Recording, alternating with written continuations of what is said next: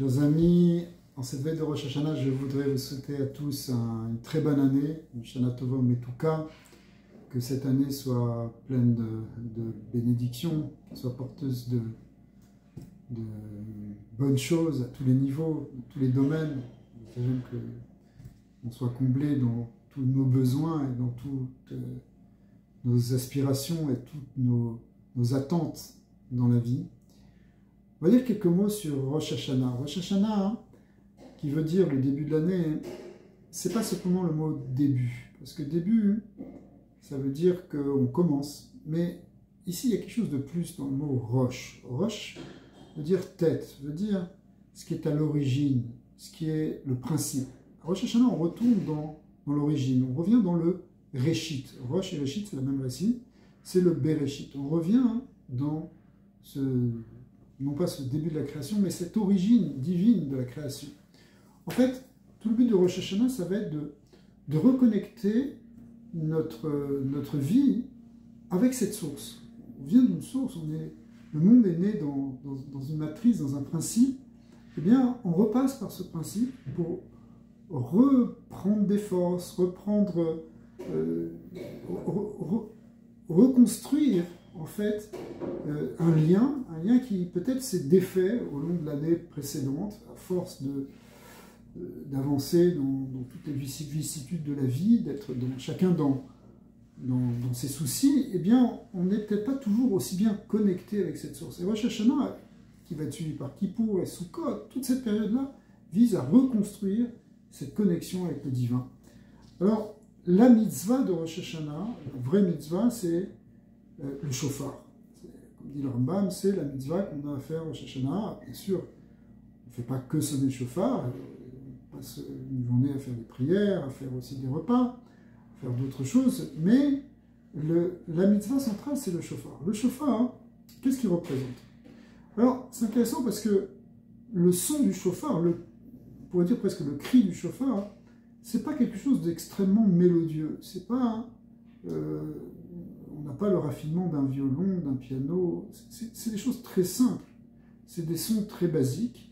En fait, c'est toujours le même son d'une certaine manière, qui est soit continu, ce qu'on appelle la tkiya, où on fait un son long, soit un son interrompu, ce qu'on appelle la teroua dans la Torah, et qui peut avoir deux formes, une forme saccadée assez lente, une forme saccadée et courte. On appelle troua et shvarim, ou shvarim et troua, plus exactement. Alors, c'est quelque chose de, sans trop entrer dans les détails maintenant de ces sons, ce qui est intéressant, c'est de voir cette simplicité. Cette simplicité, elle ressemble au son, finalement, non pas une musique humaine, mais presque une musique animale. D'ailleurs, le shofar doit être fait avec une corne de bélier, a priori, en tout cas une corne d'un animal cachère, qui ressemble à un bélier, qui est de la même famille. Le son du shofar pourrait faire penser presque à un cri, comme on disait, d'animal, plus que d'humain. C'est quelque chose de basique, de fondamental. C'est pas encore la parole élaborée que l'homme peut développer. L'homme, il est celui qui parle, le médaber, le parlant. Ici, on a quelque chose qui vient des tréfonds. Et on pourrait se demander pourquoi. Est-ce que c'est quelque chose est-ce qu'en Rosh Hashanah, on doit revenir dans cette dimension primaire, primordiale de l'animal? C'est sûr qu'il y a quelque chose à apprendre ici. Alors, le shofar, il nous fait penser, entre autres, on va le dire d'ailleurs dans les prières de Rosh Hashanah, à ce qui s'est passé avec Avraham et Yitzhak.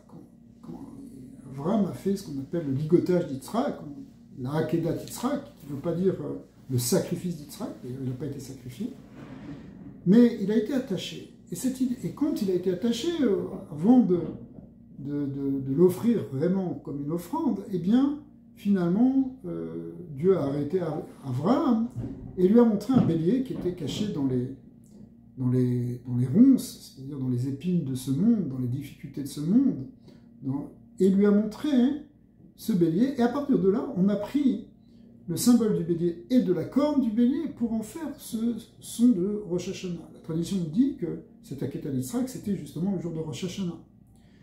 Il y a ici dans Rosh Hashanah donc quelque chose qui est lié avec Abraham et Yitzhak. Et qu'est-ce qui se passe? Yitzhak, en fin de compte, il est ligoté, c'est-à-dire qu'il se soumet totalement à la volonté d'Hachem. Lui-même, comme d'ailleurs Abraham, les deux se soumettent, ils s'abandonnent totalement à la volonté du divin. Et là, on retrouve quelque chose qui existe chez les animaux, bizarrement. Bien que l'animal, on a l'impression qu'il peut être même sauvage. Mais, en fait, les animaux ne font pas autre chose que ce pourquoi ils ont été créés. C'est-à-dire que, dans leur essence, l'animal est en quelque sorte en connexion avec le divin. Son libre arbitre ne peut pas lui permettre de se retourner contre Dieu, d'aller... parce qu'il n'a pas de libre arbitre.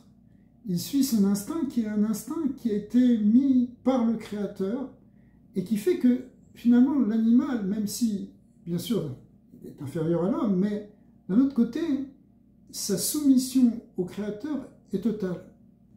Et donc, nous aussi, on a un problème avec l'animal qui est en nous, parce qu'on a l'impression qu'il nous empêche de faire notre mission. Mais d'un autre côté, on pourrait, au moment où on revient justement dans cette origine, on revient au début de notre création, dans une renaissance de nous-mêmes, dire que cet animal-là, on le soumet totalement. Et on l'utilise au contraire pour connecter avec le divin par une forme de soumission. C'est-à-dire qu'on va sonner le chauffard et on va dire à Hachem, Hachem, je me tourne vers toi, je me suis peut-être détourné pendant toute l'année, mais je voudrais entendre ta voix, je voudrais écouter ton son, je voudrais être dans cette connexion avec ce réchit, avec ce roche, avec ce principe divin. Je veux revenir là. Le chauffard, on le sonne d'abord par le petit côté, puisqu'il y a un petit côté, puis après ça va s'engrandissant, c'est comme un espèce de cône. Eh bien, on apprend du verset de Teilim que Minametzar Karatia, de l'étroitesse je t'ai appelé, qu'on sonne par le petit côté. Anane Bamechavia, tu m'as répondu par le grand côté, au contraire. Il y a une ouverture plus grande lorsque ce son va et va vers son but. En fait, le chauffard, il marque le lien entre l'homme et Dieu. C'est l'homme qui appelle Hachem. Il appelle Dieu par les tréfonds de son âme, et par son âme la plus profonde, même la plus basique, qui est dans l'étroitesse peut-être de l'animalité. On est pris dans ce corps, et pourtant c'est de là-bas qu'on appelle l'infini. Et effectivement, Dieu va nous répondre par la largesse. Je t'ai répondu par la largesse. Nous, on l'a appelé par l'étroitesse, et nous a répondu par la largesse. Ce sont les deux bouts du chauffard. Le chauffard est ce pont qui nous lie entre qui lie la créature avec le Créateur, qui nous lie avec Hachem. Ça, c'est un des aspects du chauffard. Bien sûr, il y a beaucoup d'autres idées, beaucoup de kavanot, des choses très profondes sur le chauffard, mais même quand on parle que c'est quelque chose qui vient adoucir les rigueurs, eh bien, effectivement, la rigueur est adoucie par cela, parce que le fait qu'on est connecté, qu'on n'est pas seul dans ce monde, qu'on n'est pas perdu, mais qu'au contraire, on a rattaché, et c'est peut-être aussi ça le ligotage d'Yitzhak, on s'est rattaché à la source divine, eh bien c'est ça qui adoucit les rigueurs de la vie, parce que les rigueurs, les difficultés, elles viennent parce qu'on est jeté dans un monde chaotique, on a l'impression qu'il n'y a que des épines, des écorces partout, et qu'on est coincé dedans. Mais en fait non, on n'est pas coincé. Si on arrive à appeler le chauffard, nous ramène à la source, il nous reconnecte avec la source divine. Et en fait, tout Rosh Hashanah est basé sur cette idée-là. Même ce qu'on va faire pendant le repas, ou les repas du soir de Rosh Hashanah, on trempe la pomme dans le miel. Le Ben Ishraï dit que ces simanim qu'on dit, ces signes qu'on fait, on va manger de la grenade, du miel, du sésame, des figues, etc. C'est pas simplement une petite coutume comme ça. C'est sûr que c'est une coutume, c'est un minag. Et d'ailleurs, il y a des minagim différents selon les communautés, selon les rituels, mais c'est plus que ça. C'est réellement des demandes, des aspirations, c'est quelque chose de sérieux. Alors, en fait, on pourrait voir, par exemple, la pomme dans le miel. La pomme qu'on trempe dans le miel, en général, qu'est-ce qu'on dit? On dit que l'année soit douce comme le miel, et on mange la pomme, et on est content, bien sûr. Mais peut-être on peut creuser un peu plus la symbolique. La symbolique de la pomme, comme on le voit dans le Zohar, elle représente un fruit divin, quand on coupe la pomme, on retrouve le nom Yud Ke Vav Ke, le tétragramme. Hein, la queue de la pomme représente le Yud, c'est la forme d'un Yud. Le tronc de la pomme représente le Vav, c'est la forme d'un Vav. Et puis après, quand on coupe la pomme en deux, on s'aperçoit qu'il y a 5 pétales, comme la lettre He qui fait 5. Et en même temps, à la fin, en bas de la pomme, il y a 5 sépales qui correspondent aussi à la lettre E, le deuxième E du tétragramme. Et donc, c'est pour ça que les Chachamim voient dans la pomme un symbole physique du nom divin. Et en fait, quand on trempe dans le miel c'est la douceur, mais le mot dvash, je veux dire miel, avait la même racine bilitaire que le mot devek, qui veut dire la colle. Et d'ailleurs, le miel colle. Le devek ou le devash, ce sont deux mots qui sont très proches. Et en fait, effectivement, le miel ici représente ce qu'on appelle le dvekut, qui est construit sur le mot devek, la dvekut qui veut dire le fait de coller au divin, d'adhérer au divin. C'est-à-dire que la pomme trempée dans le miel, elle devient un symbole justement de ce qu'on a dit avant avec le chauffard. C'est une manière de reconnecter avec la source divine. C'est pas simplement de dire on va passer une bonne et douce année, ça c'est extérieur, mais à un niveau plus profond, la kavana, c'est cette idée de connexion avec le divin. On pourrait voir aussi dans la grenade qu'on appelle le Rimon, qui est pleine des 613 mitzvot. On retrouve aussi cette idée on dit que les Bnei Israël sont pleins de mitzvot comme les grains de la grenade.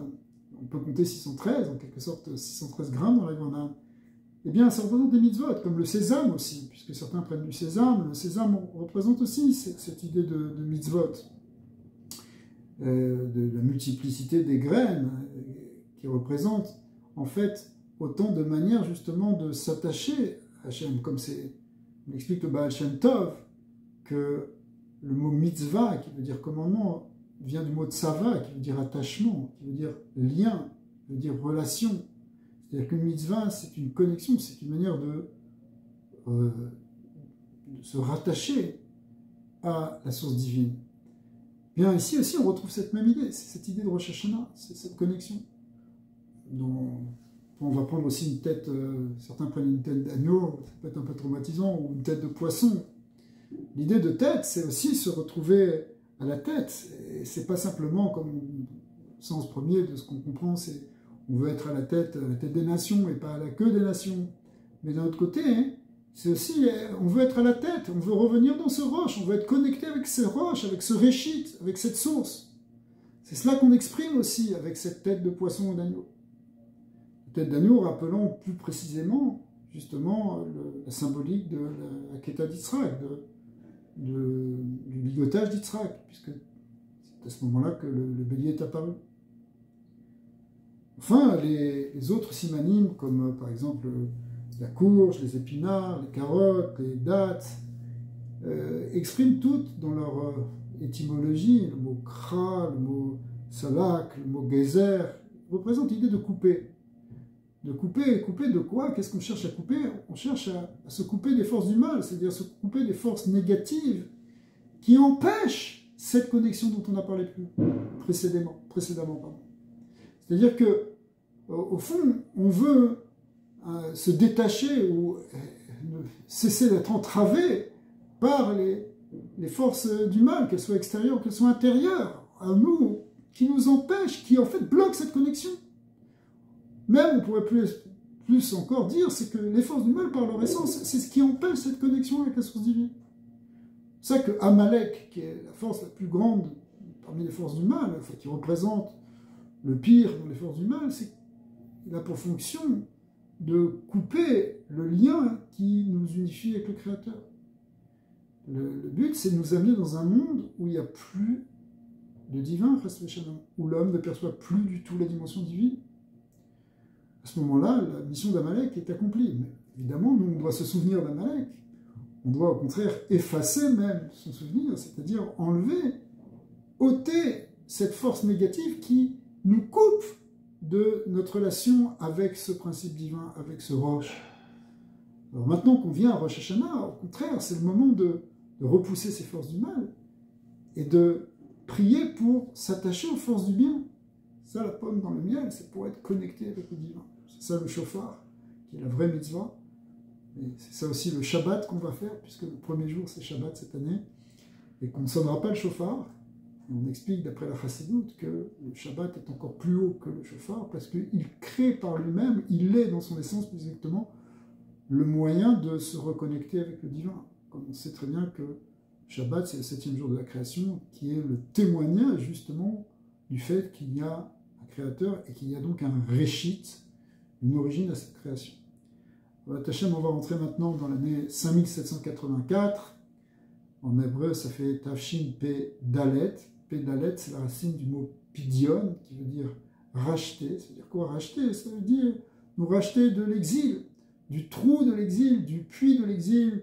Cette symbolique du puits, on la retrouve dans Yosef qui avait été jeté dans un puits et qui finalement a été sorti du puits et est devenu lui-même le vice-roi. C'est ça qui attend le clan d'Israël, de sortir du puits de l'exil, sortir de ce trou dans lequel les hommes sont tombés, y compris les âmes sont tombées, chacune et partout, pour revenir dans cet attachement à ce réchit, c'est ça, devenir le vice-roi, le Mishneh, le Béler, celui qui est à côté du roi, celui qui est attaché et qui est à côté du roche, du chef, qui est en réalité le divin, qui est à l'origine de tout. Et donc, c'est ça qu'on attend pour cette année Pédalet, c'est qu'il y ait un grand pidion pour toute l'humanité, pour tout le cas Israël en particulier, et qu'on entende la Géoula Shlema avec Mashiach Tzidkenu. Amen, Kenny Ratson. Je vous souhaite à tous une Shana Tova Metuka, Ktiva V'Chatzima Tova, et Shana Tova Metuka, que vous soyez tous écrits et inscrits dans le livre de la vie pour une année douce et bonne. Amen, Kenny Ratson. Shana Tova Metuka.